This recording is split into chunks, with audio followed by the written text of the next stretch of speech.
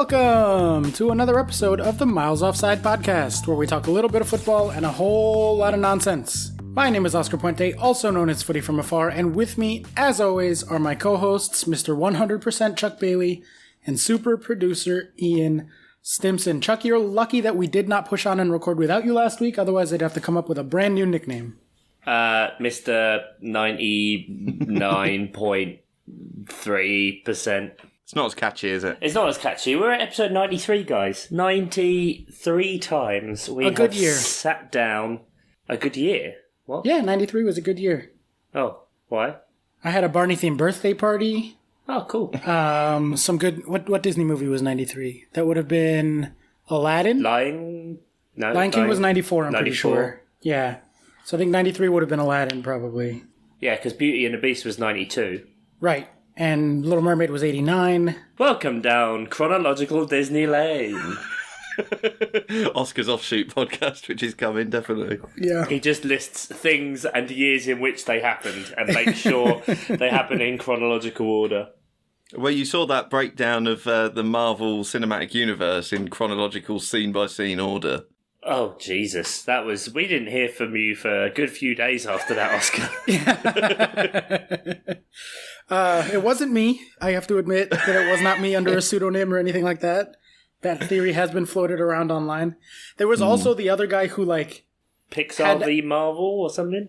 No, that's not what I was going to say. I was going to say the guy who did a extremely convoluted, multi-dimensional analysis of the Fast and Furious movies to rank which ones were the most fast and the most furious. I don't know if you guys saw this, but he had 12, I want to say, categories that are essential to a Fast and Furious movie, and he gave them ratings within those categories. It was straight out of my Marvel spreadsheet, and I was reading it on Reddit, and I was like, this fucking guy gets it. This guy loves Fast and Furious, loves spreadsheets. He is someone I would be very good friends with. Kindred spirit. Absolutely. Well, there we go. That's a good 4 minutes with no football. Football's back! Question mark? Question mark, Question mark? Our rapid fire news is just got this one story this week because we're so excited about it. But cue up the jingle anyway. Premier League has decided on an official date to come back. We have a double game week to start off, so fantasy managers go ahead and set those reminders now. Oh, fuck off, fantasy football. Oh, God. I had to reset my password the other day to see what was going on with it and what happened, and realised I missed out on all those free transfers. Yeah, we should have been doing transfers with the pod team this whole time. Oh, yeah, I forgot about the pod team. Jeez, that could be a fucking dumpster Assuming fire. We're going to do that. What's it, 2 days to a game week now? Yeah, it's better than a World Cup with the amount of games we're going to get. It's going to be thick and fast. For anyone that did miss the news, the Premier League clubs have voted to return on June 17, I believe. And they're going to be doing a match, at least one match every day of the week for 6 weeks. Some people are just appalled by that. Adam P., I think I remember seeing on his Twitter, was like, this is too much. And some people, like myself, don't know what overindulge means. I was there's a long history of stories on this podcast about how I have no sense of moderation whatsoever. And the thought of watching that much football all back to back to back in a row, as much as I disagree that this football should be coming back, if it's going to be coming back anyway, I'm going to enjoy the shit out of it. I'm so fucking excited, boys. I mean, it's like Friday night game, Saturday 4 games, Sunday 4 games, Monday game, Tuesday, Wednesday, Thursday 2 games. All at different times, so you can watch all of them. None of this Saturday 3 p.m. bullshit that Oscar hates. Oh no, I love the many kickoffs and of 10 a.m. Oscar loves it because it's only the pyramid. It's only the top of the pyramid that's Correct. actually That's doing right. anything. Yes. Yeah, and then I love a goal rush. So are no matches going to be played at the same time as each other? Have they spread it out so that there's only ever one? Every match is staggered starts for everything. So yes, there's going to be no simultaneous matches. Many double game weeks. Or they just play multiple games on the same pitch. I'm still down for that. They had 0 positive test results yesterday or 2 days ago in the Premier League, which goes to show how many false positives there are in the data, or false negatives rather. Oh dear, I feel like we've been painting you as a bit of a sort of doom monger here, but then you say things like that, and it's just come on. There's been no. There's the statistical Restart. rate of a false negative on the COVID testing is 3 times higher than other reliable tests. Like it's like 1 in 4 is a false negative or something insane. I think it does depend on what testing system your country has. Correct. Yes, that's absolutely true. So I don't think the US ones are as... Like, obviously there's false negatives, false positive, whatever over here, but I think the US one's a bit... Ew. Yeah. Politics! We've got a lot going on right now, right, Chuck? A lot going on. Oh, to be clear, as the resident minority, hashtag Black Lives Matter, and if you're not on board, get the fuck out of our podcast listener base. We do not want you. Can I say as resident... Well, one of resident white people, Black Lives Matter, and if you're a racist or a fascist or any sort of prejudice, literally unsubscribe right now and get the fuck off. I'd like to think we've established enough of a kind of theme throughout that no one would do that. Hopefully a natural filter has happened already. Yeah. There's only so many times I can say, well, it is nice to see some representation whenever there's a person in a movie. Before your all lives matter people are going to be fucked off. And Exactly. Go, They're like, Jesus Christ. Fuck that. Why is there a Hispanic black Spider-Man? I'm out. Why would they like that? No way. So, anyway, everything's crazy. Are you guys excited? Or obviously you are. To what number of excited from 0 to 13 are you for the return of the Premier League and to be able to watch matches again? 0 to 13. Obviously 15. It's just, it's ridiculously exciting to have it back. I mean, I wanted to address that actually, the me painting you as a doom monger, because I've listened back to some of our recent episodes and we have done that, definitely. I don't necessarily disagree with you that football shouldn't be coming back. I just think it's going to take... they're so hungry for the football to come back because of monetary reasons that it's going to take massive amounts of positive test results or teams being completely decimated before it happens. So I don't necessarily disagree with you that it shouldn't be happening, but I'm fucking excited if it comes back. I'm so looking forward to the World Cup Plus that we're getting. It's going to be just games every day. I'm just so excited. I think I'm on like naturally on a 13 out of 13 for the scale of I couldn't let him have that as one in 15. of football coming back. I mean, obviously there is the factor that I've forgotten what it's like to support my team, which is what happens every summer when there's no football or maybe there's transfers, etc. Since when do you support Palace anyway? Oh, you watch Jesus. Palace. I thought you seemed happy. I labour with it. And I also probably think we're going to get about 2 games in and no more. Yeah. It's not. So, I mean, Germany... Enjoy it while it lasts, kids. Germany's still going, and it's been a few weeks. I have to say I'm a little surprised by that, although they have done a much better job containing. We're much further down the line on the curve, the flatten the curve. Yeah. Than you guys.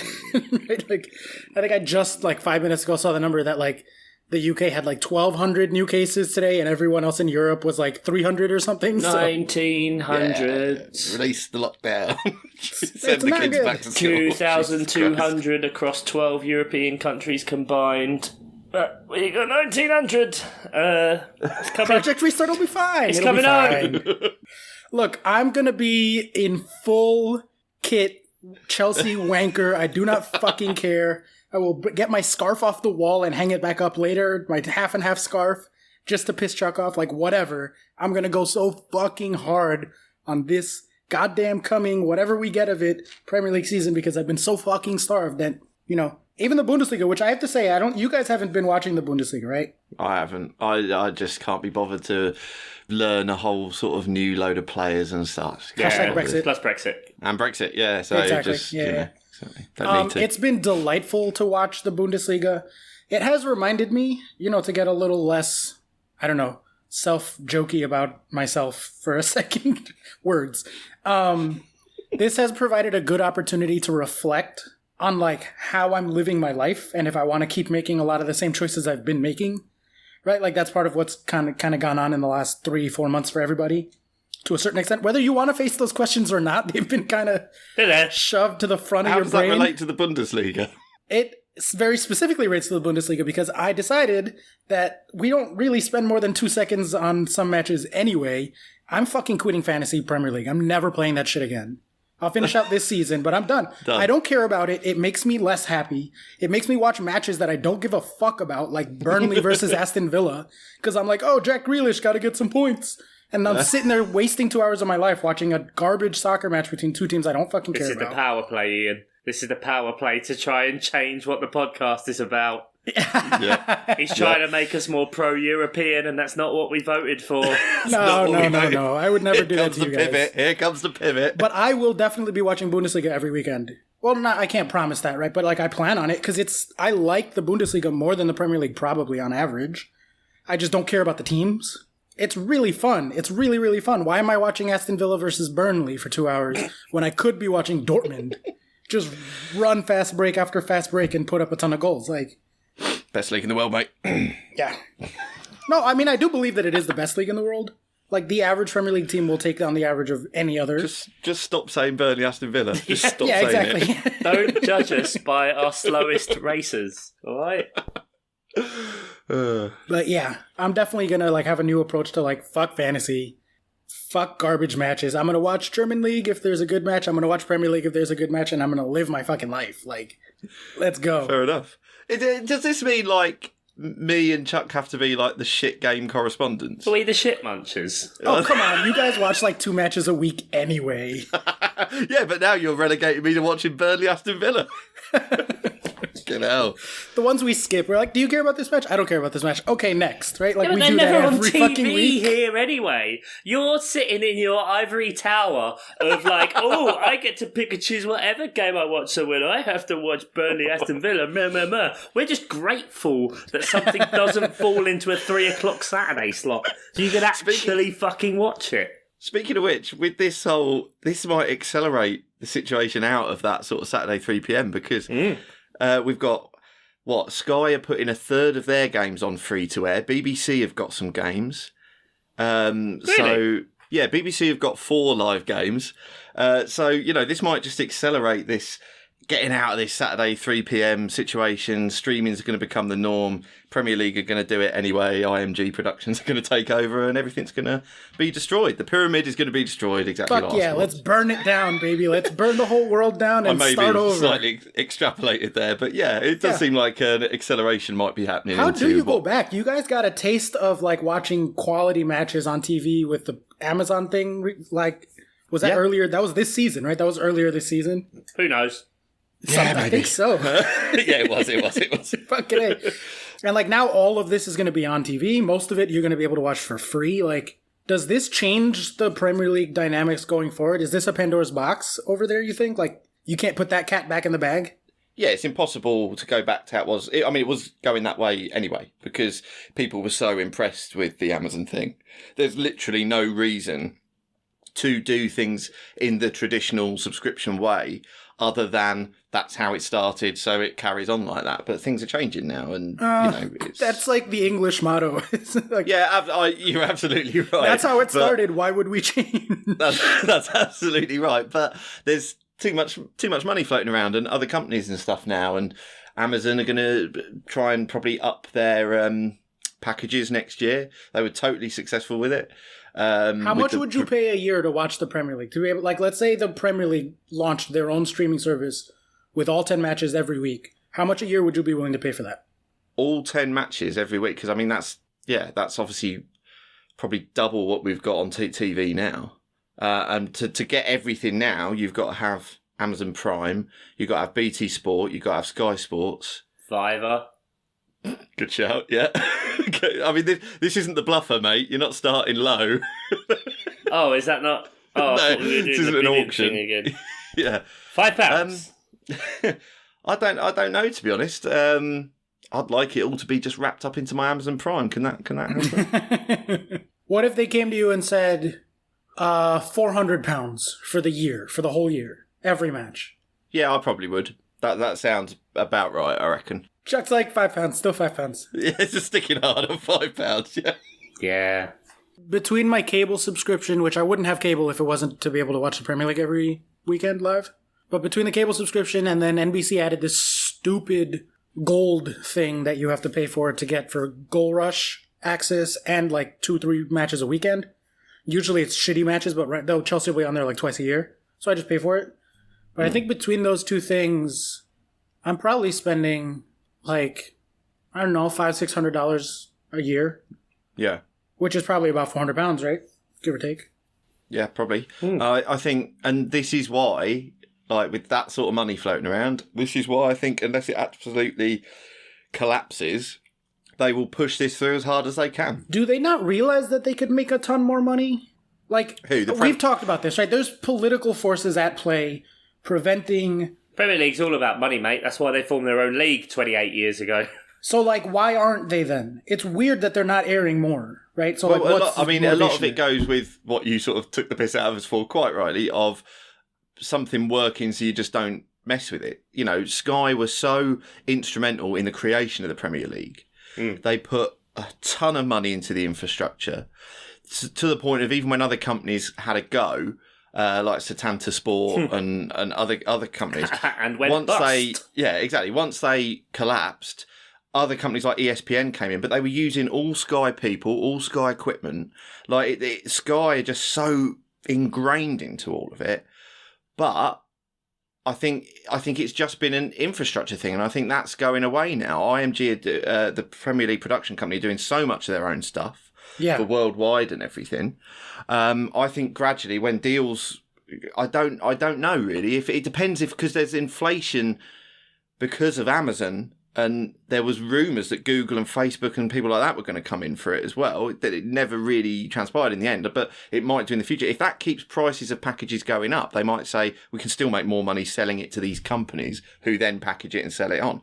But if they think they can make more money with it from a direct subscription model, then they'll do it. But I don't know if the inflation of the because the TV packages have just gone up and up crazily every year. Yeah. So it's meant that it's still been worth it for the Premier League to go, yeah, fuck it, we don't have to invest in a huge amount of infrastructure. And they've already done some things, Sky themselves, like with the Now TV passes. Like you can buy a day pass effectively for Sky Sports, like 24 hours for £7. You can buy an entire weekend for £15, and you can buy a month for 27, which basically works out the price of what a Sky package would cost if you had a digital TV subscription anyway, because obviously a lot of people now, like I only got digital TV in the last year and a half because of the way, like working with my job and using streaming services and that, it was just never cost effective for the amount of using it, whereas now we do. Is digital TV like cable TV? Is that what we would call cable? Yeah. Okay. Yeah, so like obviously you have all the different add-ons and packages, etc., and Sky Sports is its own thing, but through Now TV, which is their streaming service, you can buy separately as well. So they are kind of doing that and trying to figure out the way. And I've done that on occasion, like when there's been a weekend where I know I'm going to be off work and I know I'm going to be able to watch all of those games, and they're great games. Like I've paid £14 for a weekend. And because I know then, like, stretched over a whole month, you know, I'm not paying the extra £30 a month every single month to not watch stuff. Right. So they already kind of do that. But obviously, I think exactly what Ian said. They know what they're doing. They created it.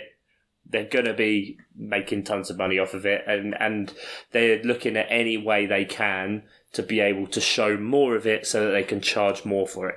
Right. That's the key to me, is that there's just so many people in England who, if you went up to them and were like, give me £100, you can watch the Premier League this year, they would pull that out of their pocket that fucking moment right there. And there's so many people that they're passing up that money on that just don't have the option. It's just not on TV over there. It's just so much easier to watch the Premier League in other countries that aren't England. Yeah. Which is insane to me. But exciting times ahead. Why don't you guys throw me, I'm putting you on the spot here, one crazy prediction for what happens if Project Restart comes back. If the way things are going in this green and pleasant land. You mean Earth? Yeah, I think we'll probably get about 2 weeks in and it'll be over, and then they'll deal with the whole ending the season. Chances are the teams that are meant to get relegated won't get relegated. Liverpool will get the title, and that's what will happen. They're just trying to eke 2 more games out so Liverpool actually win it. Yeah, that's just what they want. They're like, guys, please, just give it to them, and then we can just end this, and then we can just fuck off the shit teams.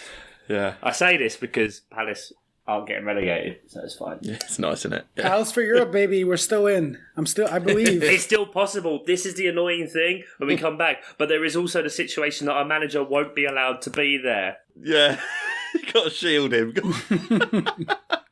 That's my crazy prediction. You know what? Fuck it. That's my crazy prediction. Pals for Europe. Pals for Europe. Oh, God, I thought you were going to say something much worse. Oh, God, it's pre-season again. I thought you were going to say Hodgson dies. Oh, God. Football related, dude. Football related. Okay. Palace makes a late run, snatches the last European spot. Not Champions League, obviously. Fair. My prediction would be that Kevin De Bruyne has been enjoying lockdown so much that he continues to balloon in weight. He has packed on some timber, and I'm loving it. And ends the season like Yokozuna or something. It's going to be absolutely huge. It's tough to go back from lockdown ways. It's tough to go back. I don't blame him, man. The fucking snacks are great in this apartment. I'm the one buying them, so I have really good taste in snacks, and they're just always here.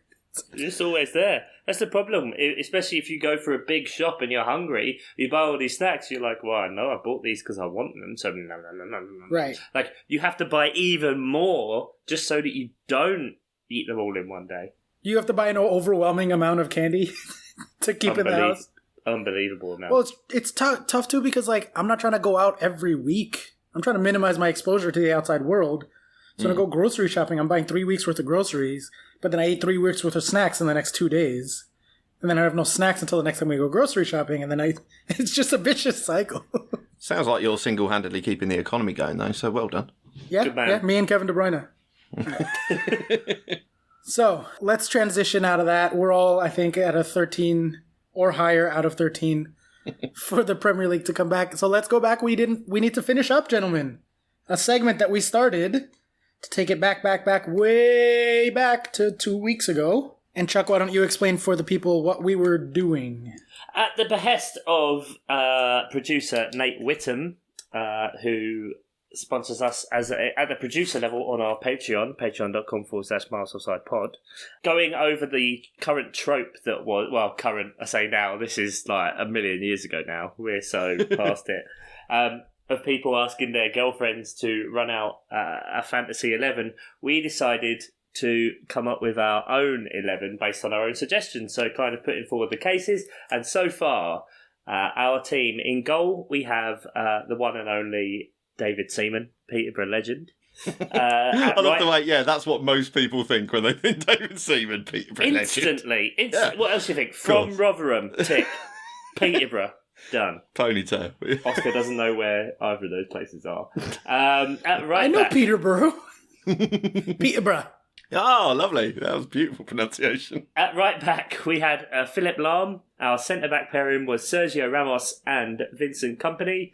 Left back, the bullet man, Roberto Carlos. And then a midfield three of Frank Lampard, Paul Gascoigne, and Yaya Toure. Not Colo. So... yeah. The more I thought about that, the more I love it. It's a great fucking team. It's great. I listened back to the pod again the other day and I was like, oh, hello. And this is where we're going to fuck it all up. So we decided to go for a bit of a 4-3-3. So I guess left wing, right wing striker. No, I haven't done that. No, I didn't do that. I've just gone 3 all-out strikers. Oscar's probably used the time to change his suggestions in order to maximise his potential to get players in the team. Correct. I took all Chelsea players out of my suggestions, so you'll be happy to know that I'm not just going to say Drogba when it comes to strikers, even though it should be, and one of you should fucking say Drogba. Well, I'm not going to say Drogba. You should say Drogba. If you want to do it right. As Do George it with Michael me. said. R.I.P. You got Frank Lampard, mate.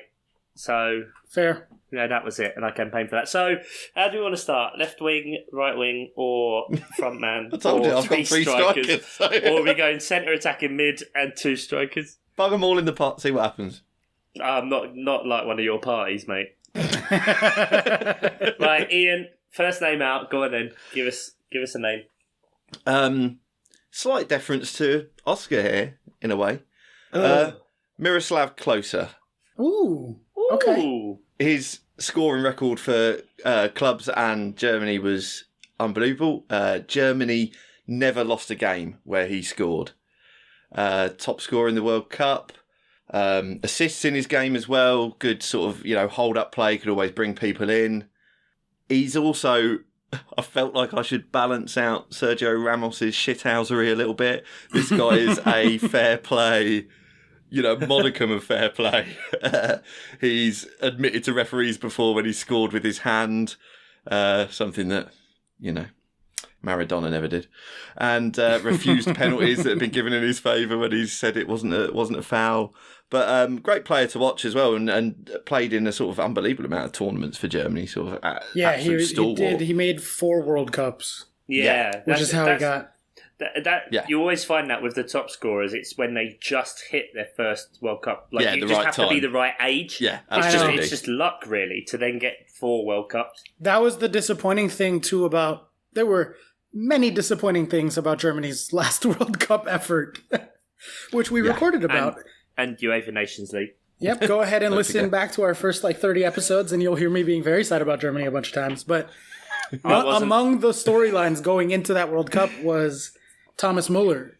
5 World Cups in the previous 2, or rather 5 goals in the previous 2 World Cups.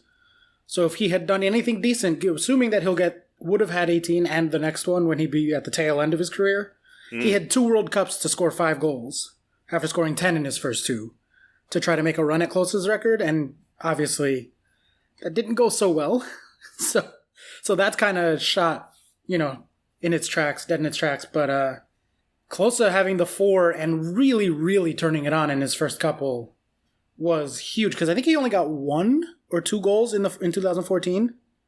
He was mostly as a sub, but I remember buying his jersey knowing that he was gonna, I was like, oh, okay, I'm going in on this. I'm not waiting.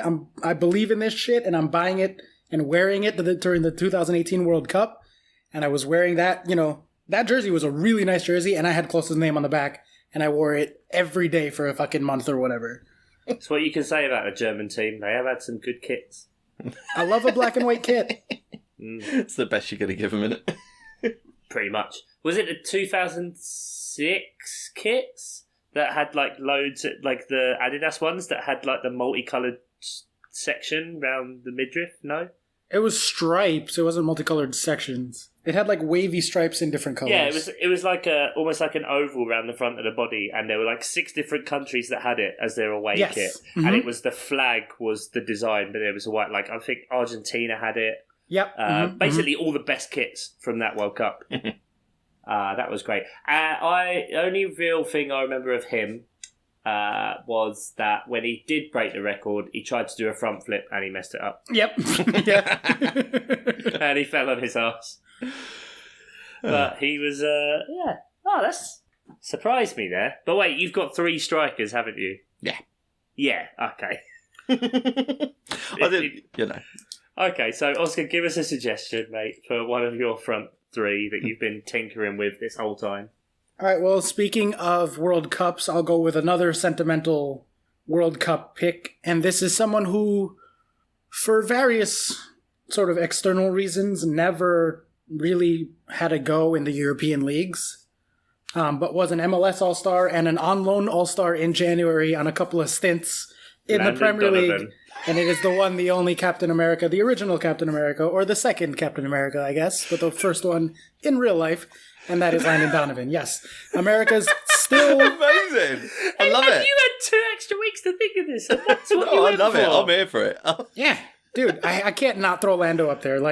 The most goals in U.S. men's national team history, I believe, second for assists. Not saying much. He famously had an ongoing battle throughout his career with depression. And with mental health issues, he took a break from the game. He retired early because of it. And he never felt I don't know, the way he's talked about it afterwards, he never felt emotionally safe to really have a go in Europe. And so every time he would start to flirt with it, every time there would be any kind of conversations, he would have a successful loan. He had a really good loan at Everton. I remember he had a good loan at Bayern Munich, actually, also in a winter loan one time. He would back off of that and come back. And he ended his career early.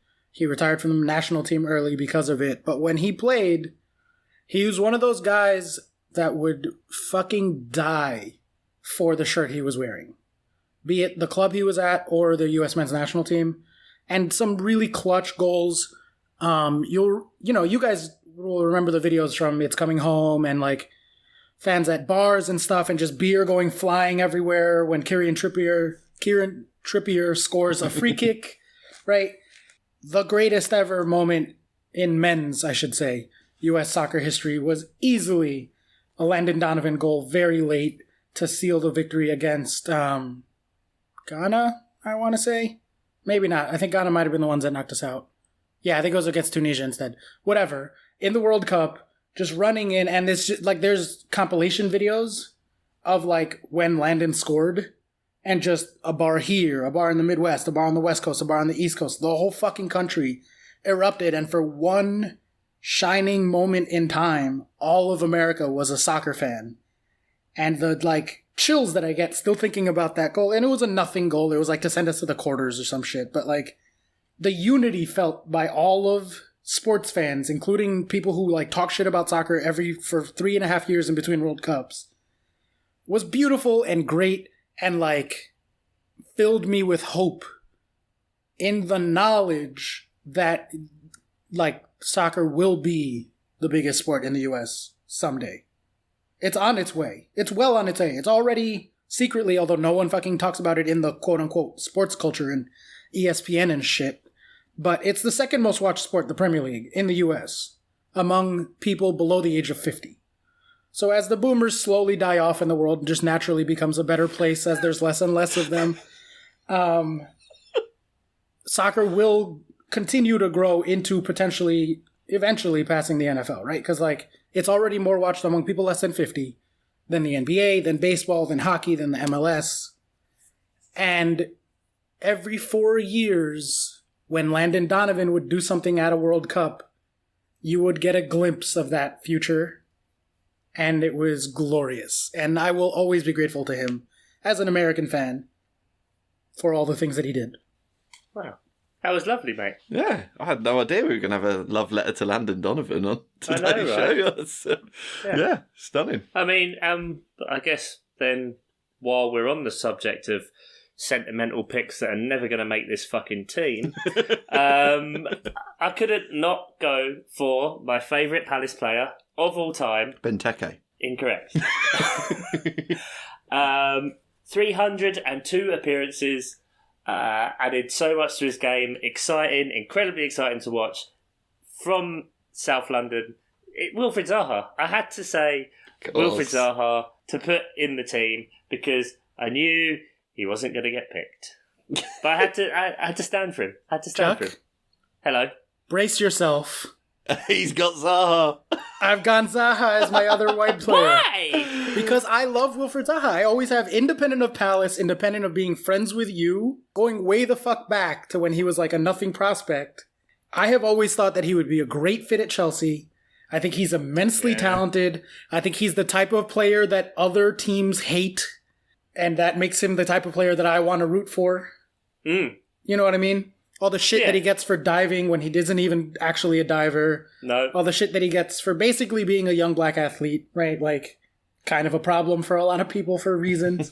Yeah. And he's just so fun to watch. So 100%. Yeah, incredible. I mean, it's just the story. Obviously, everything that happened from coming through the academy to then, he was Sir Alex Ferguson's last signing for Man United before he left. Obviously, it never really worked out well for him. But then in his last season, we get to the playoffs. He scores twice against Brighton, at Brighton, to send us to the FA Cup, the playoff final. He then wins the penalty in the 118th minute after just running at Watford all game long to send us up, and he's there. And that was almost kind of like his thing for the club, that he knew he was going, but he wasn't going to, just stand by the sidelines or just keep himself to himself so that he got there and wasn't injured or whatever. Then obviously, there was the whole thing with David Moyes' daughter that probably didn't happen, definitely didn't happen. Would have been funny if it happened. Then he went on loan to Cardiff and we could have had him. And he didn't, and then he went back to Man United, and resident pod favourite, lovely time man, Neil Warnock, just brought him home.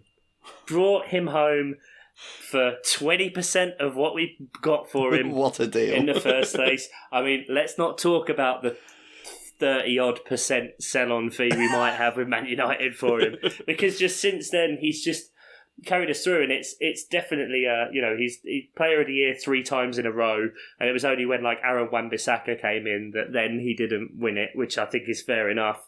You know, he's one of those players, I think, that he's incredible for Palace, and I'm incredibly grateful for him playing, but he is too good for us in that because of the team he plays in, he is targeted and he is destroyed out of games. And I do start to wonder if potentially he's lost some of his best playing years because of that. And like, I think if you could put him in any team in the Premier League and he improves that team. And I have said, Oscar, you said before that you would love him at Chelsea, and I think at Chelsea he kind of fits. I think before this kind of stuff happened with Liverpool, he would kind of fit at Liverpool.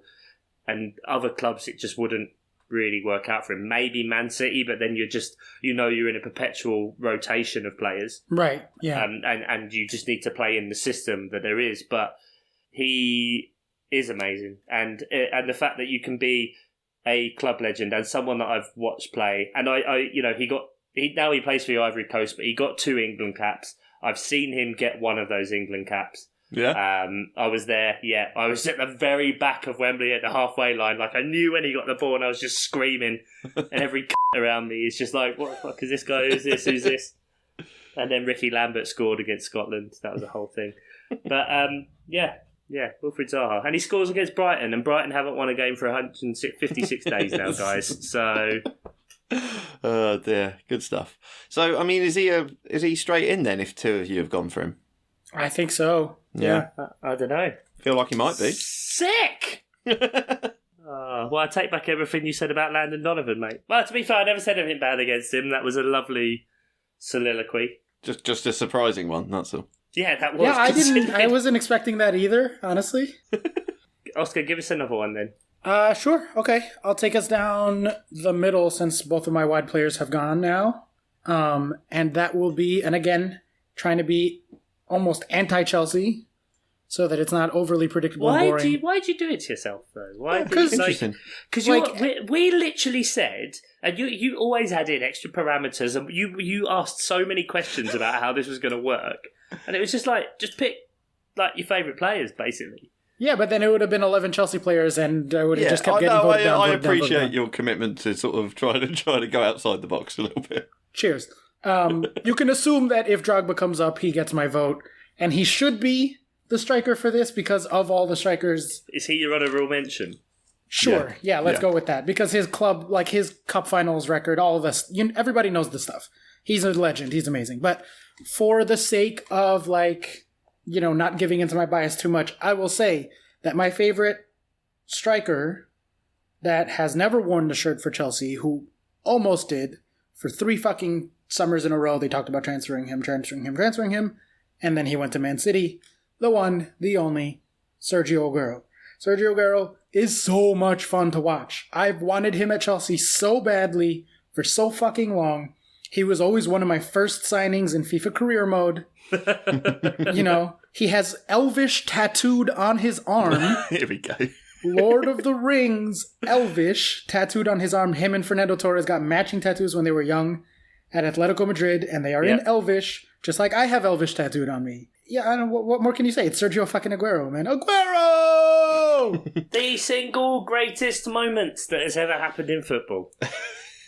I would agree. Moment, yes. Accomplishment, Leicester. Yeah, individual moment, definitely. And he's so nice. I really respect his absolute refusal to learn English as well. I love that. Yeah, that's bullshit. That's bullshit. He knows English. Well, yeah, he probably does. He does know English. He just doesn't want to do interviews. Yeah, fair enough. Either way, I'm happy with it. It's just, that's what a player should do. I do what I like. Well, you look at Unai Emery, and he tried learning English, and all he got was jokes about his accent. So fuck that. Like, fuck you guys. I'm just not. Go ahead. Yeah, fair enough. Why don't you learn Spanish and try to interview me in Spanish? And then I'll make fun of your fucking accent, douchebags. Watch a load of English journalists try and do that, yeah. Yeah, absolutely. I mean, he's fourth all time in the Premier League goal scoring charts. He has the best goal to games ratio out of any player that scored over 100 goals. It's 0.69, so 180 goals in 261 games. It would just be a shame, like, if he didn't keep playing, because he's just fantastic. And, like, even though he gets older and older and older, and you've got Gabriel Jesus, who has always come in and, like, done a job when he's needed to, like, he's still... Sergio Aguero walks into any team in the world. Like, for me, there's no other striker that he couldn't replace. Yeah, I'm going through, like, certainly at Madrid, after Ronaldo's gone, there's no one who would get above him at the striker spot. Barcelona has an old Luis Suarez who's still kind of doing his thing, but, like, isn't better than Aguero. The only one really that comes to mind is Lewandowski at Bayern Munich. So that was the one that came in my head, and that's because the type of players they are is... And they're different. Yeah, exactly. Very different types of players. But yeah, Aguero's like top 3 players in the world, top 5 players in the world right now, right? It's Messi. It's not Ronaldo anymore. He's not one of the top 5 players in the world right now. Neymar, begrudgingly. Nah. Salah. Nah. Aguero. Like, he's up. He's right there. Ian, you're awfully quiet over there. Do you want to throw something in here? Well, I'm gonna just rattle through my 2 because we've already got Zaha, so I've got 2 suggestions left. I'm not gonna do. And you've punted everything on striker. Yeah, I'm just gonna rattle through these. So my first one is Thierry Henry. He was absolutely prolific for Arsenal. Mm-hmm. The sort of player they'd fucking beg for now. I mean, Aubameyang looks good, but it's just the level of goals, you know. Notable, actually, that he is second in the goals to game ratio. Is he? Oh, right. Yeah. Okay, good. Well, I was just about to say, so I think I've got written here 174 goals in 254 appearances for Arsenal. That's ridiculous. That's such a ridiculous line. Yeah, it is. It is. That he played for Arsenal? Yeah, that too. Yeah. Played like as a lone striker most of the time, and they just let him have a free role, really, so he drifted around. And weirdly with Thierry Henry, a lot of his goals were really similar. He would often like drift out to the left, pick the ball up, cut in, explode pace, bottom corner. But everyone knew what he did. Couldn't stop him doing it. Stop it. Yeah, you just couldn't stop him doing it. That's just the archetype for someone who just is incredible, though. It's like it gets said all the time about like Arjen Robben. Yep. Throughout his entire career. I was literally about to say that. You know exactly what he's going to do. Yeah. And it applies to people in all kinds of sports. Like, but if you just cannot stop them, like, they're incredible. And he was at Arsenal for a hefty chunk of years, and obviously stayed with them and was there for the Invincibles and what have you. Yeah. And if you're watching football in that era, it was impossible not to respect the sort. Well, and it was so fun to watch because he had just a level of finesse with his ball control and with his shooting as well. It was the opposite of the other person I'm going to choose, but it never particularly powered in. It was always just placed beautifully. It was very, and his eye for goal was absolutely amazing. Very attractive man, lovely accent. Smells amazing, by the way, because I did have the chance to work with him at Sky Sports a couple of times. And that's what the people are here for. Yeah, exactly. They want to know. I can verify that because I have met him a couple of times as well. You've met him as well, have you? Yeah. Yeah. When I was writing for Chelsea Index back, and I used to cover the summer tours and stuff. Yeah. He was always around, and he's like, it's a weird thing to say, but he smells really fucking good. Amazing. Yeah. Very well dressed. Yeah, I really like the guy. Yeah. But yeah, fantastic goal scorer for Arsenal, and the sort they would. He's probably the player that I most wish I had gotten to see playing in the Premier League. Yeah. Although it's for the best because I might have ended up a fucking Arsenal fan. So. You probably would at that time, because he was just fantastic. I mean, he was a winger and got converted to being a striker, and then went back to being a winger at Barcelona. Yeah, and then at Barcelona, and it comes up in the Take the Ball, Pass the Ball documentary. There is a small section which is about Henry and how he found it really hard when he went to Barcelona, because the game for him was just make those runs, and 97 times out of 100 he wasn't getting the ball. Like, the ball was never even going that way, right. But he just had to keep making it. And then when the ball did come to him, it was just like, you just have to score now and be set up. So it was a completely different kind of pressure and whatever. But it kind of makes it seem why there was such an elegance to his game, because he was a fast, pacey, changed the way things were in that Arsene Wenger kind of revolutionisation of English football. And yeah, he was 14 million in FPL. Always. Jeez. He was a 14 million starting player in fantasy football because he was just incredible. Yeah. And my other suggestion, Oscar will be happy to know, I've gone Didier Drogba. Hey! So he feels like a little bit of a different player to Henry. I mean, just powerful. The shot on him, unbelievable. Just... I don't know. I haven't actually got any figures on that. I'd be interested to know what speed he can hit it at, but it just felt like he could absolutely drill a ball. I was a bit worried when you said you were going to go a completely opposite kind of player, that you were going to pick a striker that just didn't score a goal. Right, okay, yeah. No. What? Even though this is favourite players and not... Howard Forrington, Peterborough United, yeah, why not? He's not getting in. No, is he not getting in? Okay, No. Fine. Yeah, I mean, obviously, how long was Drogba at Chelsea in the first stint? It was about 11 years, 12 years? 04 to 12. The last thing he did for Chelsea in his original stint was 19, the penalty in Munich. Yeah, like, what a perfect way to go out. But yeah, then he came back for a couple of years later, but we don't really talk about that. It's like when Jordan came out of retirement and played for the the Wizards, and everyone was like, we're going to pretend that didn't happen so we can keep thinking of Jordan as the Jordan. That's fine, and I think that's fine. But, I mean, as well, I only played a little bit of football back when I was a kid, but I was a defender, and I cannot imagine coming up against Drogba. I would be scared fucking shitless. Of just how he was going to run over me completely every time. It's just the physicality of the man is something else. It was fantastic to watch for Chelsea as well, in a totally different way to Henry, and a good guy as well. Single-handedly builds hospitals, stops civil wars, wars. Yeah. Yeah. Hey, please stop. Can we get him? Actually, can we bring him deal over with here? the current to American situation? Yeah, that'd be great. Yeah. So there you go, Oscar. I'll throw in Didier Drogba. Awesome. Well, since he did come up, I'll just rattle off two of my favorite stats about him. And there's plenty. The records are incredible. Yeah, just my two favorite ones, because I could go on for days here. But against Arsenal, obviously. In 17 matches across all competitions in his career for different teams as well, including the MLS All-Stars very late in his career. Hi, Adam. Yep. 16 goals in 17 games against Arsenal. They fucking hated him. And then also, obviously, the more famous one, in cup finals, he had 10 goals in 10 finals to win 10 trophies at the club level. Jesus. Yep. Exactly. Like a clutch striker, the big man for the big occasion, right? Like that's literally the quote. Yeah. It's true though. It's 100% true. Like 10 goals in 10 cup finals is fucking absurd. Yeah. It's fucking insane. Around that time as well, I was good mates with, I still am, good friends with a guy who's from Ivory Coast and was a Chelsea fan because of Drogba, and it was just always...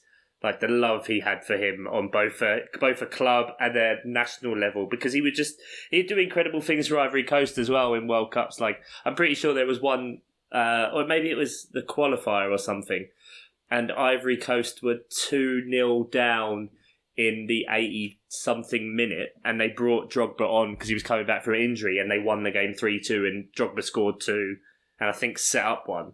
And then that's what got them to one of the major competitions or something. And just like, he was unstoppable and unplayable. Like, incredible. Yeah, definitely.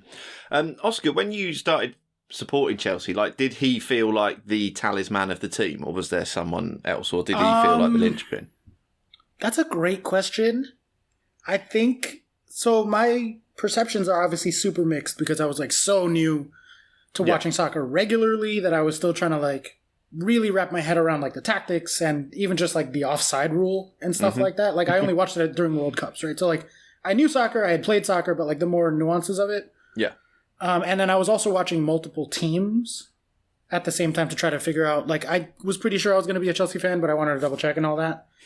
So checks and balances.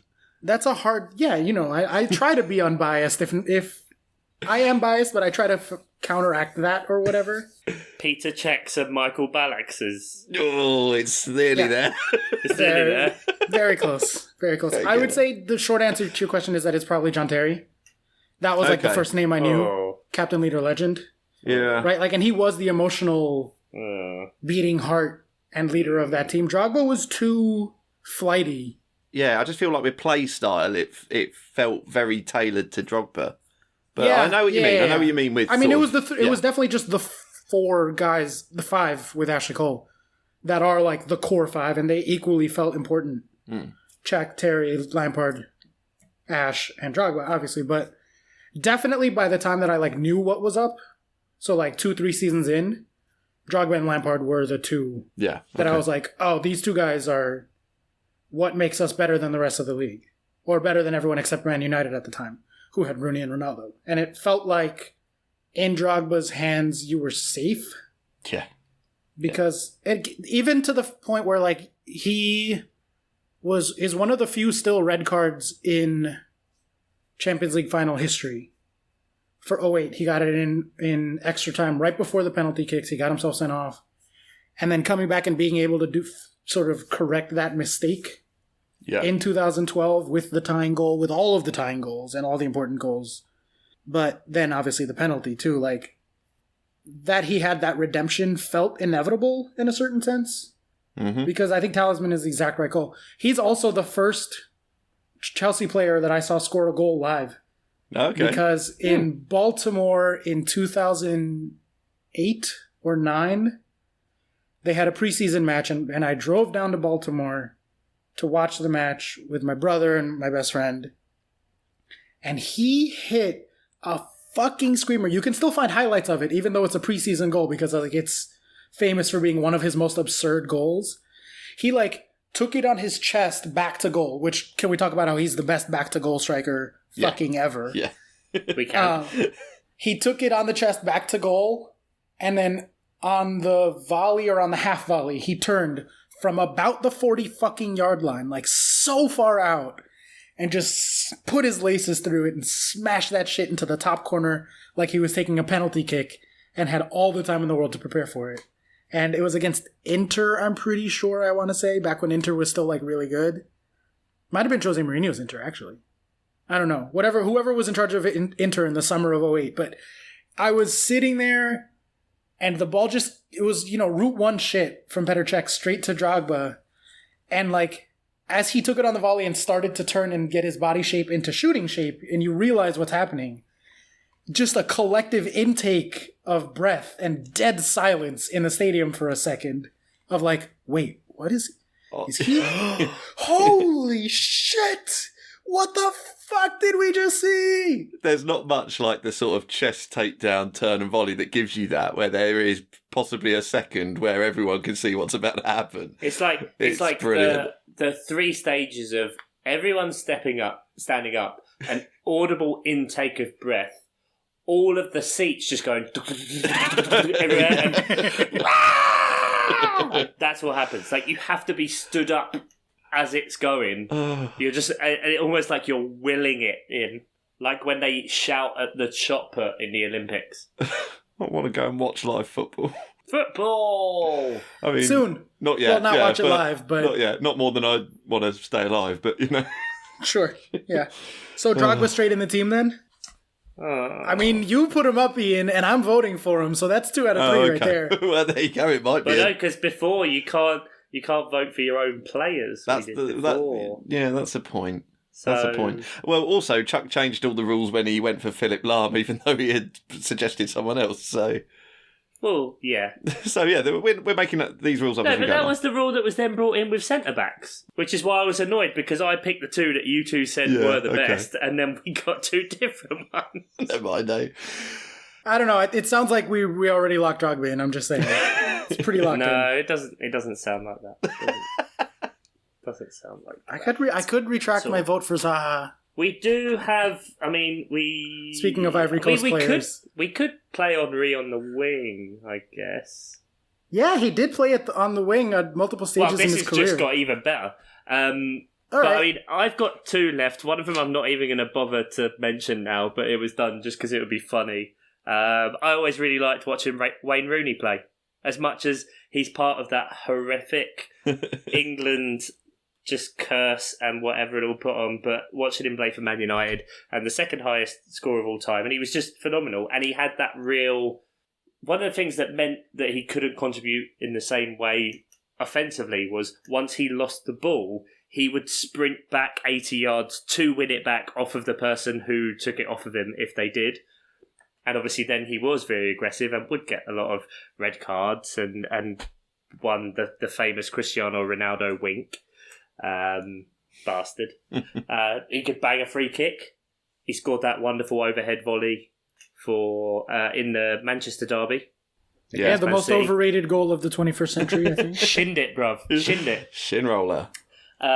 Second Premiership all time with 208 goals. Third for assists as well, interestingly, with 103. Once came fifth in the Ballon d'Or.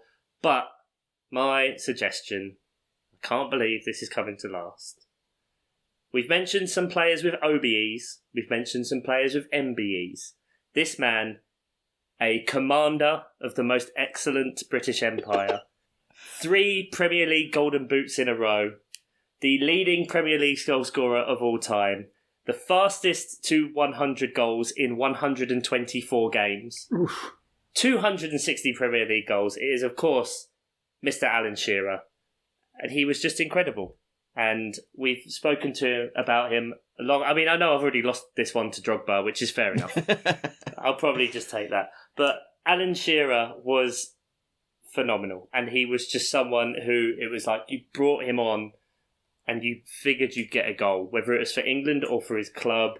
It didn't matter that he just played for Newcastle. He pissed off Sir Alex Ferguson because he wouldn't go to United and mugged him off. Won the Premier League, though, with Blackburn. Yeah. Who? No, just kidding. I know them. Exactly. The Rovers. When he came third in the Ballon d'Or, it was behind the original Ronaldo and Matthias Sammer, who was the Germany captain that won, let me think, this would have been in 96. So they won the Euro, and his Dortmund team won the Bundesliga, and he had just won the Champions League, or the European Cup, the year before, and had been the captain. So, like, kind of esteemed company to be around. Injuries blighted his career. But I was never a Newcastle or a Blackburn fan, but when I was a kid, I was an Alan Shearer fan. I even remember, to this day, turning around to my parents and saying, why couldn't you have called me Alan? Like Alan Shearer. Yeah. I was like, it's one of my earliest memories of when I was like 5 or 6. Oh, wow. Because I just loved Alan Shearer, and he's phenomenal. Absolutely. Phenomenal. I mean, you mentioned something when we recorded a couple of weeks ago about Virgil van Dijk, if he makes a mistake, you talk about it because it's so rare. With Alan Shearer, if he went like 4 games without scoring, the media started calling it a drought because it was, he didn't do that, basically. He went into Euro 96, didn't he, with about something like 8 games where he hadn't scored? Yeah. And that was unheard of for Alan Shearer, so that's why it was a worry. I mean, he soon put that to bed in the tournament, didn't he? A lovely old job. But, yeah, it's... to a point. To a point, yeah. But, yeah, when a player can score the level of goals he did, it's a great shout, definitely. Great shout. Premier League legend. Yeah, one of those players that I definitely wish I had gotten to watch just from the way that people talk about him. I love watching greatness when it's happening, even if it's not necessarily for my own team. So, like Suarez at Liverpool, I fucking hated that guy like any other right-thinking human being. But, like, in a weird way, I feel honored to have, like, watched him play against Chelsea. To have Do you know had what I one mean? of my players bitten by him. Yeah, exactly. Yeah, it's an honor. And I think Shearer would have been that. Like, despite being at Newcastle or whatever team he would be on in the modern version of it, like... I don't know whether you'd like him. I don't know. It's kind of... Doesn't feel like an Oscar player to me. I don't know, because he had, like... He would... I think the bias comes in because he was English, but there's a lot of kind of to an extent, the Diego Costa about him. Like, he wasn't afraid of, like, throwing sly elbows and stuff like that, and really verging on the edge. Like, obviously, before him, we'd had Gary Lineker, who was the golden boy and won the World Cup Golden Boot, but he famously went through his whole career without a single yellow or red card. Like, you had that. Oscar's not happy with that at all. Yeah, no, get out. Done. He definitely should have had quite a lot, but Shearer was and it also kind of feels like, similar to maybe with Aguero now, that with the amount of injuries and recurrence of that, it feels like there could have been more. Like, Aguero at the minute is 4 full-time in the Premier League with 180. You get to second with Rooney of 208, and you have Shearer with 260. Fuck. Now, granted, he played in some of the seasons when there were more teams. Right, yeah. But it just feels like there could have been so much more. And there were still missed opportunities because, he was scoring 1 in 2 for Newcastle. For Blackburn, he basically had 1 in 1. He scored 112 goals in 138 games. That's fucking absurd. What was his XG per 90, though? XG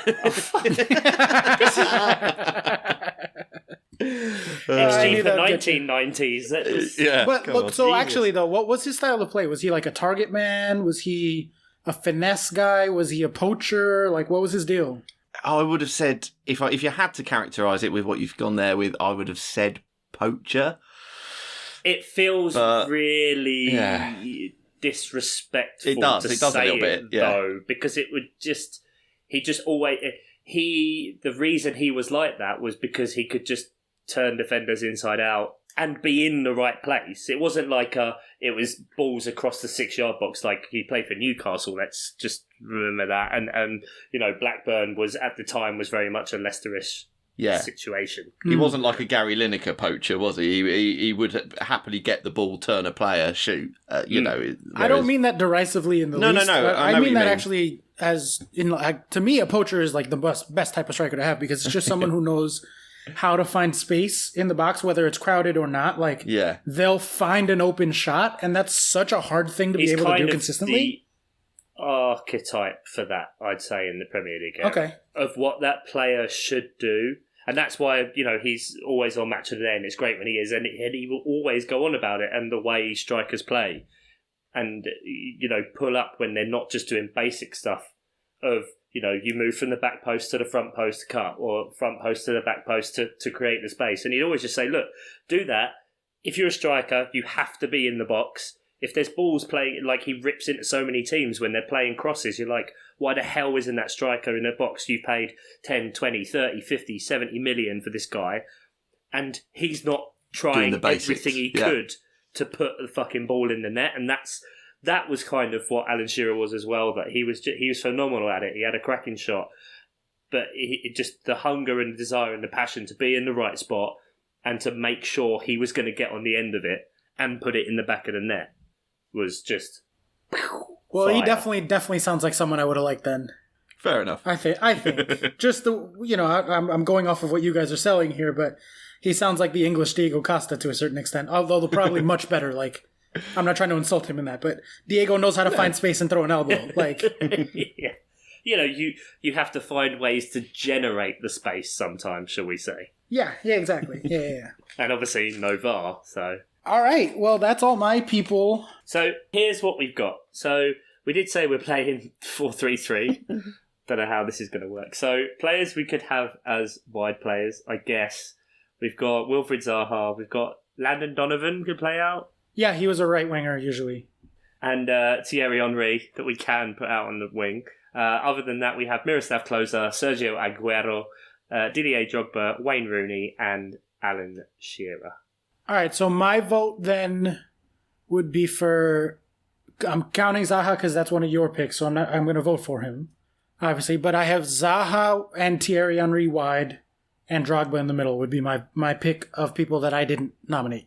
Ian? If I've got to pick people I didn't nominate, so in that case I would go Aguero. I will go Zaha because I think he's a given because the two of you chose him. Oh, thanks, guys. So yeah, but then I've not got. This isn't coherent. The only coherent thing for me, I think, is Henry, but that's my pick. Henry, and then I'll go Aguero. It's not my pick, and then Zaha anyway. Will you let me have that? Henry, Aguero, Zaha? Sure, yeah. We're making up the rules anyway. Yeah, let's go that then. Go on. Yeah, that only thing that makes me nervous there is now you've given Chuck an out to get Drogba out of our team somehow. This is what I get for being nice and saying Zaha and not saying Drogba. You're trying to put games into it and logic and reasons, but this is really hard because... Go from the heart. Honestly, go from the heart. So, I mean... You guys said you've already put Zaha in. Thierry Henry just makes perfect sense. Closer, as much as I really liked him, nah. Landon Donovan, I don't have that connection. Although recognise. Sergio Aguero and Didier Drogba are two, in different ways, two of my favourite players. Oh. I find this weird that, Oscar is the Aguero suggestion. In my, just here. This is where Oscar is, right here, in the palm of my hand right now. His hopes, dreams, and I will go for, just to make it easy, and so we don't have to work out what happens in a tiebreaker situation, I will go for Didier Drogba as well. I think that's the right choice for the mop team. I think that's definitely the right choice. I think that's correct. Yeah. I think so. And I think that there are... I mean, I had Aguero in my honourable mentions. I also had Peter Crouch, just because I love the guy. Crouch. Yeah, hard not to love Crouch. He was still doing the robot when I first came, and I was like... This league is fun. This is stupid. I love this. Yeah, and he knew it. Great. He knew it. He was very aware of how stupid it was. This stick figure doing a robot dance as he scores a goal. What? And that was from... Do you know the origin of the robot? Oh, I did. I can't remember what it is. Oscar, do you know the robot as a celebration? No. As in why Peter Crouch would do the robot. Oh, no. Why? There was a TV special filmed, which was at a house party. I can't remember which footballer's house it was now for the life of me, but there were actually cameras there and filming. It was really weird, and at one point they told Peter Crouch to do the robot, and the camera just panned to him as he was doing it, and then it was all over the papers and everything the next day of okay, that's he awesome. was doing this, and then so he did it in tribute to that. But there we go. So if we talk through the entire team, so in goal, Bosnich. Peterborough legend. We're not right. Not Mark Bosnich, not Neville Southall, and not Peter Cech. Sorry, that's Oscar just getting angry there and throwing the team away because he's not doing Mark Bosnich. No, I'm trying to pull up the train sounds. I know you are. Now. At right back, Germany captain and World Cup winner Philipp Lahm. Centre back, Sergio Ramos, World Cup winner, Eternal Shithouse. Vincent Kompany, leader amongst men, and the most impressive. He was brilliant. Roberto Carlos, the bullet man, with 24-inch thighs and the most inexplicable free kick in all of human history. Centre midfield, defensive, Yaya Toure, just to be the linchpin, to hold it all together, to calm things down. Box to box is the one and only Super Frank Lampard, doing God knows what, Paul Gascoigne, and then an indomitable... If that's even the word, I don't know. I've been drinking. Front three, which is just incredible. On the left, or the right, or in the middle. Who fucking cares? Darzet Wilfred, Armel Zaha. Striker, Didier Drogba. And Thierry Henry. I mean, you would watch the fuck out of that team. Fucking unbeatable. Yeah, my God. You don't beat that team. You don't beat that team. What? You just turn up and you just go... Pfft. I'm so happy with how that's turned out. We managed to get a player from all three clubs, 2 for Chelsea. Even Peterborough. One for Even Peterborough. Chances are there could be another one in there somewhere. I mean, did Sergio Ramos have a loan spell in Peterborough? Not that I remember, no. We got some Chelsea. We got different nationalities. We got an Arsenal player in there too, so fuck anyone out there trying to say that we're biased against Arsenal. So that is our team. Obviously, the thing that kind of spawned this off, and not to try and... this could be messy for us, lads, couldn't it? I think I'm all right here. I think you're all right. There is a definite mix of... Emily will know actual footballers from a Chelsea perspective. Kelly will know... England footballers. And Gina just knows names based on what I've shouted at the TV. So why don't we go in that order? Let's go for Emily's inevitable, what Oscar would have picked. I gotta say, I think this team might give ours a run for its money, because she had no preconceived notions of she has Messi in the team, so... Well, she's out. She's cheating. She was equally full of questions when I told her to make a Premier League or make a a team of players. She was like, "What do you mean? Current players? Am I going off of their fantasy value? Do I have to pick what year they were in?" So she was kind of all over the map. Once again, proving why you two are perfect for each other. Yep, exactly. But she went with a 4-3-3. Oh God, there's an actual formation. Yeah, of course.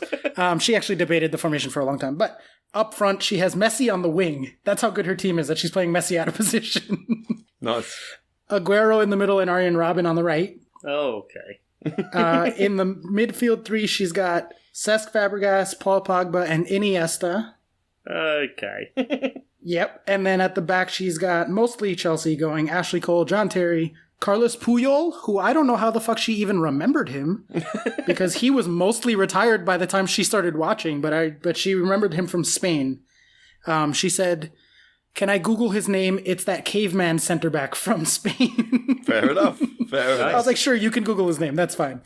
Aspi at right back. And then this is the only place where she specified a year, which I find highly amusing because she has Iniesta in there. And I doubt she means Iniesta how he plays today. But she said Manuel Neuer circa 2014. Not now because he's crap now. Caveats. Okay. Wow. Interestingly, not a single player the same as ours as well. So this game could happen. Ooh, that's tough. That is tough. Good thing you didn't vote for Aguero. Otherwise, there's no way we could make this happen. Yeah, and the average age of her squad, though, is a lot. Ian, what was Kelly's 11? Well, see, I just got to pick 11 players, and then I sort of tried to put them in a formation myself, but it's terrible. So she went sort of Pickford or Seaman in goal. She mentioned both of them immediately. I was like, fine, right. Whatever. So then her players, which I've put into this formation, which is a sort of I don't know, 3-2-2-3. There's lots of strikers. Old school, like a WM formation. Yeah. So in defence, we've got Jordan Henderson, Paul Ince, and, Stuart Pearce, then David Beckham and Jamie Redknapp, Michael Owen, Peter Crouch, Ronaldo, Shearer, Rooney. It's very striker heavy. She's got goals. She's got goals in that team for sure. Well, yeah. It is. Yeah. Yeah, at either end. Yeah, it'll be like watching Peterborough every game and end 6-6. Yeah, pretty much. So, like both of your good ladies, mine also had questions. But mostly, what do you mean? I don't know that many footballers. and also, can I Google? So, when I took through, I did an example and just drew... Because I didn't put into positions like you so generously did, Ian. I drew some circles to do an example and said, you can do that on a different page and then come up with your own formation. She went, no, I'll just do that. Okay. So in goal, we have Diego Benaglio. Excuse me? Yes, the silence is correct. The reason Diego Benaglio has been picked, and I was asked the question... Who is the Swiss goalkeeper? And I was like, what the hell? And the reason for this is because he was the Swiss goalkeeper at, I think, the 2010 World Cup, and she thought he was really hot. So, okay, wanted to put him in the team. Classic. No. We then have Peter Crouch. Is he really hot? Did you look up a picture of him? I mean, he's attractive. I mean, we mentioned it when it came to Thierry Henry, so that's fair enough. Okay. Yeah, I mean, it's only fair. You wouldn't really... I mean, he played for VfB Stuttgart, Nacional, Wolfsburg, and Monaco. So... Okay. Yeah, still plays for Monaco, actually. Oh.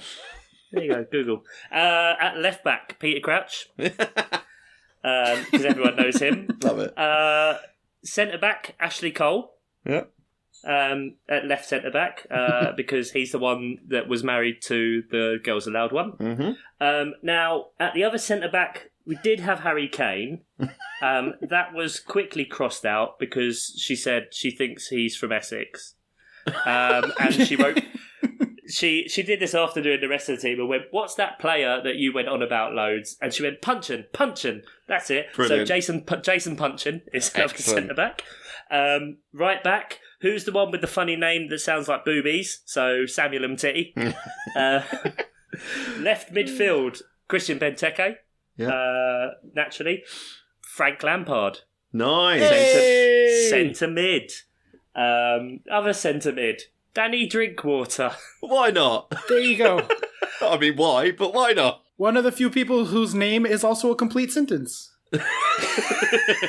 In caveman speak. Well, Danny, drink water. David Seaman.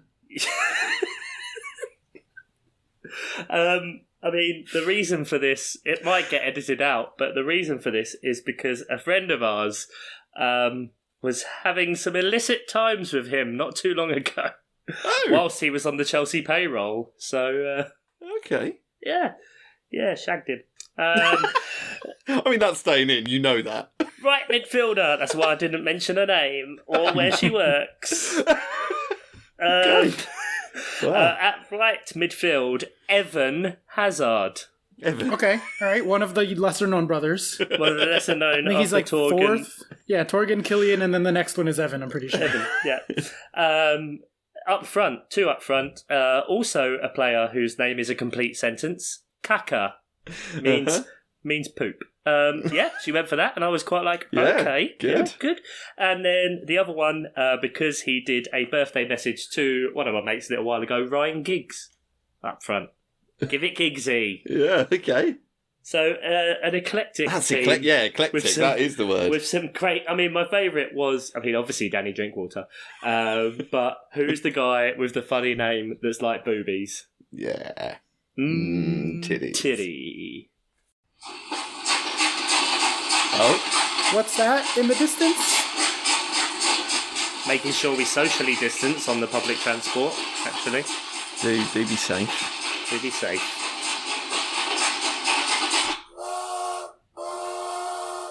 Stand back to the O-line. Now arriving at Isolation Recommendation Station. Transfers available to Netflix, Amazon, Disney Plus, and ITV. For our English listeners. Yeah. Very good. This is the end of the line. We will not be... get the fuck off the train. Go watch stuff. It's an evolving jingle. Yep. It is evolving. Also worth noting that those streaming services are available over here. All three of them. Okay, well, Just chucked ITV in there, my illustrious employers. Speaking of which, so that's actually my first one. ITV have decided to put on Euro 96. Now, I know it's finished now. They were putting it on ITV4, but it's every single Euro 96 match is available on the hub, the ITV hub, and they have an accompanying podcast as well, which has been really good, where they've got from each sort of the matches that England played, they've interviewed Mark Pugac has interviewed an England player and one of the players from the other team, and it's been really good. And the first podcast was Tony Adams, and he is really honest about his descent into alcohol. He was an alcoholic already, but he never when he was a lot playing, of that Arsenal team were. Yeah, quite. But when he was playing a tournament or whatever, when he was playing football, he was always able to stay off the alcohol. But after England went out of Euro 96, he just talks very honestly about going on a 7-week bender, which then meant he came out of that and just stopped drinking and hasn't touched a drop since.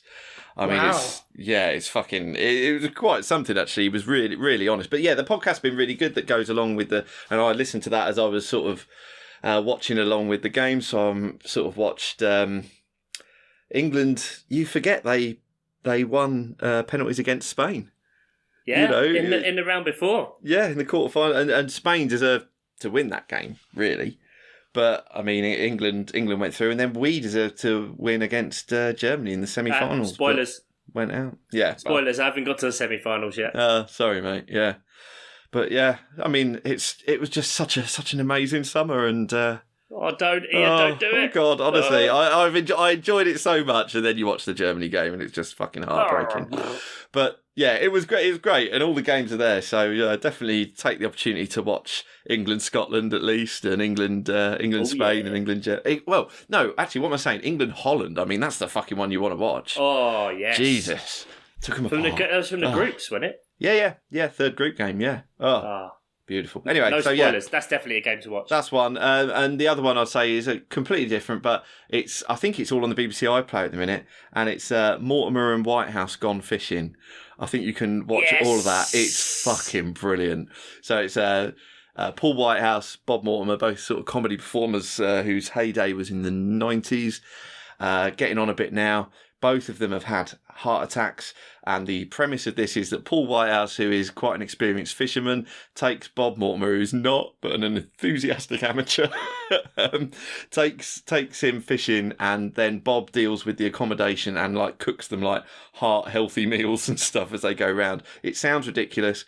It's easy viewing, and it's really funny and heartfelt, and it's really nice. I love it. It's one of the most therapeutic TV shows you could watch because it combines like nature show with the fishing kind of part. The kind of open honesty in a lot of times about them talking with the problems, etc., and what they've had to overcome and what they're doing. It then has the cooking parts and then just the fact that these are two incredible comedians as well, and that just seem like really good mates. I mean, I'll watch anything with Bob Mortimer in it anyway. Just absolute national treasure.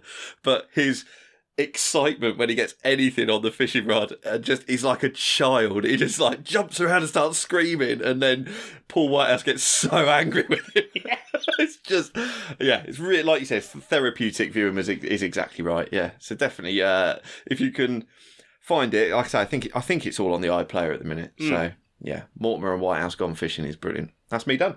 Nice, Chuck. Well, it's really funny that you mentioned ITV this week again, Oscar. So much like Ian's, because mine, and also linked to Euro 96, is that they did a special over 3 episodes a little while ago, which was called Harry's Heroes. Euro having a laugh, and it was basically, it's something they did last year. Was they did an England versus Germany rematch of 1996, and a lot of players that were playing for the nations around that time kind of came together. Like, it wasn't the full 11 or whatever. That happened actually just before Bobby Robson died a few years ago. They did a proper 11 versus 11, as many of the players as they could. But this is kind of it was 3 parts, and there was loads of footballers from the late 80s, 90s, and just kind of having the kind of heartfelt talks as well, and talking through their various battles with depression, with bankruptcy, with alcoholism, and all the kind of things that came with that, and part of that world of being a footballer, as well as them just being really funny and having these early 40s to 50-year-old guys almost revert back exactly to how they were as players. And you're just seeing that kind of camaraderie. And they go to France, I think, in the first one, then Italy, and then they go to Germany, and they play like different teams. They play Metz, and Robert Pires is playing for them. They play against them. They play against the French 5-a-side nudist team, and then eventually play against the Germans. They play against San Marino. Brilliant. And it had, David Seaman was there, Peterborough legend, people like Paul Merson, Matt Letizia. And it was just fantastic to watch. Hi. Your daughter loved it. She loved it. She really did love it. And so, kind of for similar reasons, and just feel good, and still having that kind of insight with the battling with this is just brilliant. And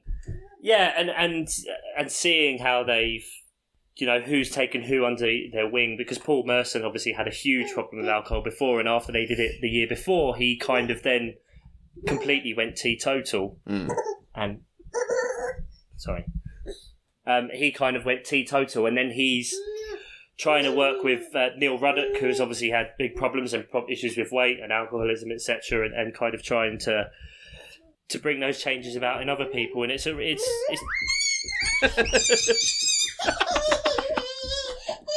she's on the floor, and it's just a really fantastic 3-part special. Yay, done.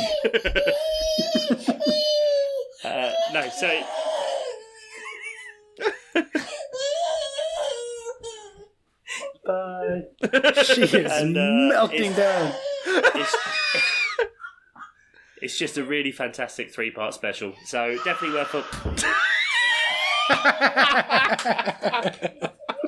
Poor Bubba. And it's it's just a really fantastic 3-part special. Probably somewhere you can go back and watch the one from the year before as well. But yeah, really, really entertaining and again, just feel good kind of TV. Good stuff. Oscar. Nice. I have a couple. I have the one that I had for last week that we skipped, and then obviously a new one.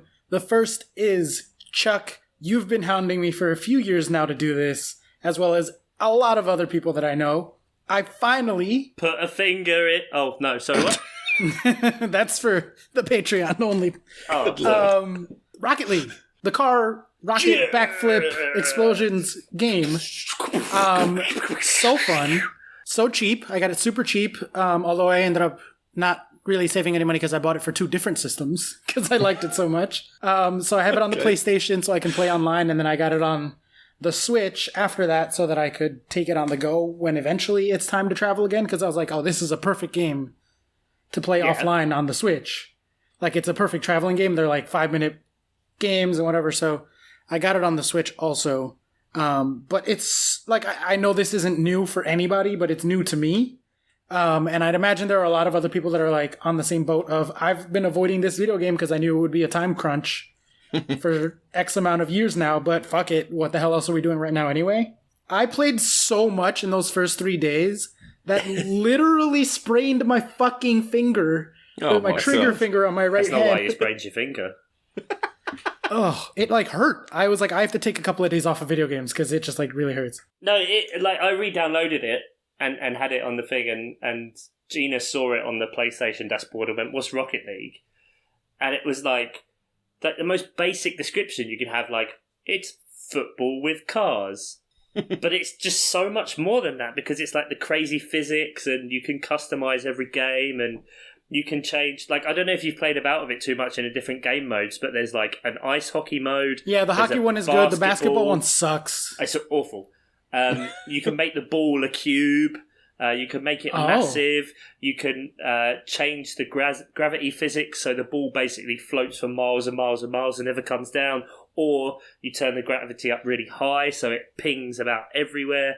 All the games, like, it's 3v3, and they're 5 minutes long. Actually, I've been doing a lot of 2v2 online because I find it's more fun. When you get a good understanding with, like, it's almost impossible to get any sort of teamwork going with 3 people on that are just total strangers online.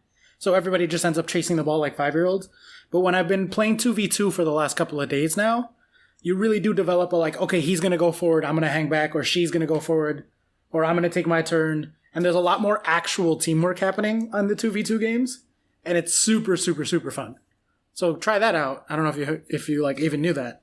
That would be like the perfect game, Ian, for like Finley to get as well. Yeah. Mm-hmm. Like that you and Finley could play, because you can pick it up for like £6-7. Okay. I mean, obviously Switch is probably a bit more because it's a modern console. It was $20 on the Switch.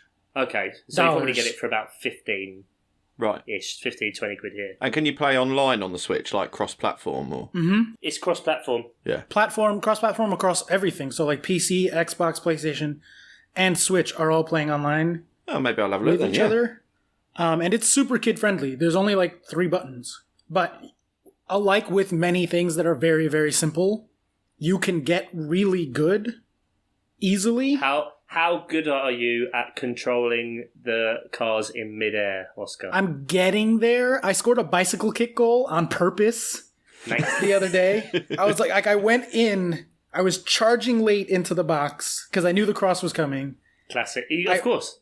I overshot. So the ball was like floating slowly. You know, if you've played Rocket League, you know that it's like taking forever to come down because of this fucking... Yeah.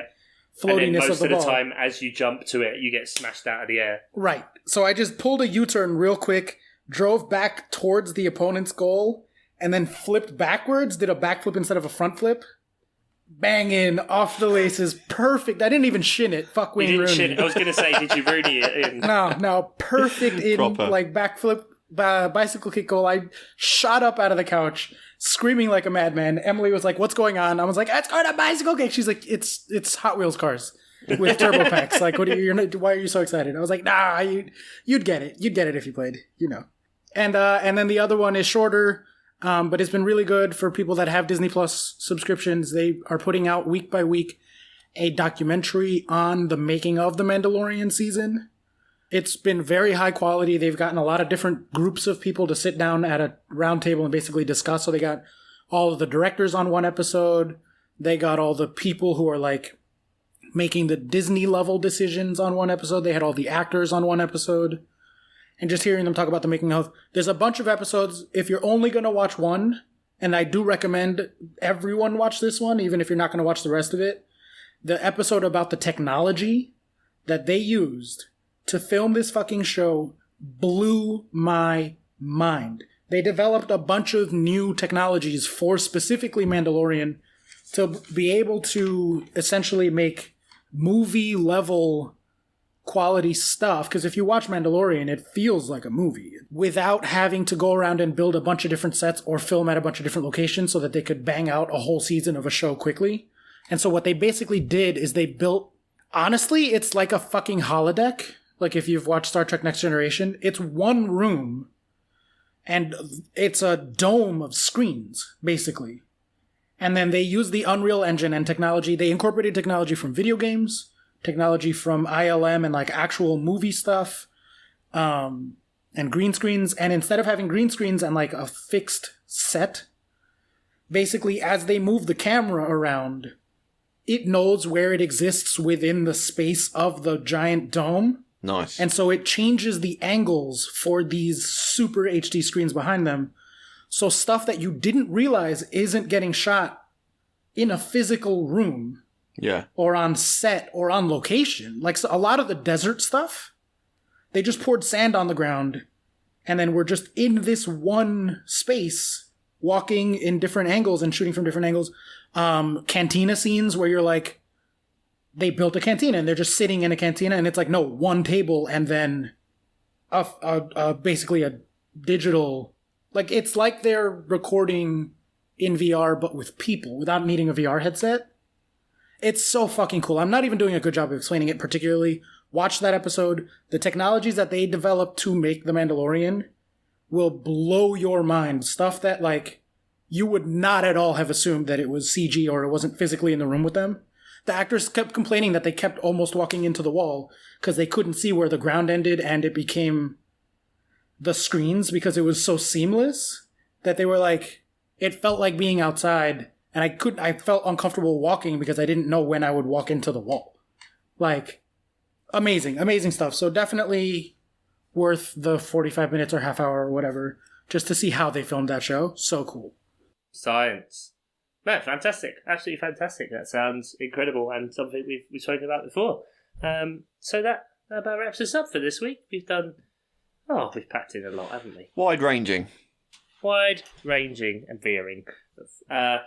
Get in touch with us on the socials, should you wish to, on Twitter at MilesOffsidePod. As mentioned before, we do have a Patreon. It's patreon.com/MilesOffsidePod. Throughout the coronavirus pandemic and being no football, we had suspended all payments on that. With football coming back, we are looking to bring that back in July. So obviously this is kind of a month's notice. If you did still want to come on board, you are more than welcome. You can join us on the Slack. There's plenty of good chats that's been going on there. And just be safe out there, guys. Look after one another. Don't be a prick. Black Lives Matter. And that about wraps us up. So thank you very much, Ian. Thank you, sir. Take care, Oscar. Take care. And take care to each and every one of you out there. Bye.